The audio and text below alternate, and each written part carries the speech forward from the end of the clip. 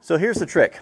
This was Granddad's old trick here. So your things like your garden shovels, your little hand tools and trowels, and different things that you just kind of keep outside that get neglected. They get that coating of rust on them, and then they just don't work very well. That there's a lot of friction with the rust. It's nice to keep things oiled up, but who's got the time to do all of that?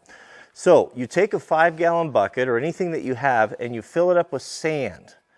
I've got just some coarse sand right there that we got down at the local river. And then if you change your own oil, make sure you save the engine oil in whatever containers you have. I keep like bar oil containers and stuff, and so when I change the oil on my rigs, I save that. I use it it's a great treatment for wood, to waterproof or rot-proof wood for fence posts or different things you want to use. But you're going to take about 1 gallon of this per 5 gallons, and you're going to pour that oil right over top of that sand. Doesn't matter what type of oil, synthetic, regular, anything. This doesn't make transmission, ATF. Pour that in there. I know it looks like a lot, but it's going to sift down in there. You'll see here. Take your shovel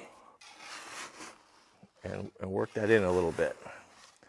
Now 1 gallon might be a little bit too much, but I think that's what I typically do there. So work that in. Let's stick with a 1/2 gallon there. Mix it in. Once we get it mixed in there, it's not going to be sloppy.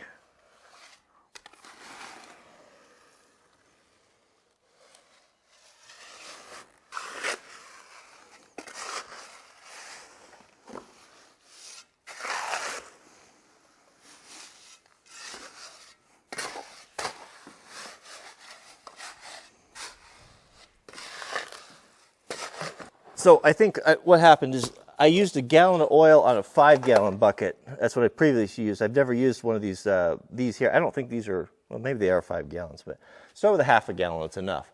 So here's the deal. So you have this in your garden shed or at or near. You can use these with the detergent because they have the lid on them, but don't leave it outside where it's going to get rained in, because then it'll just overflow and make a mess.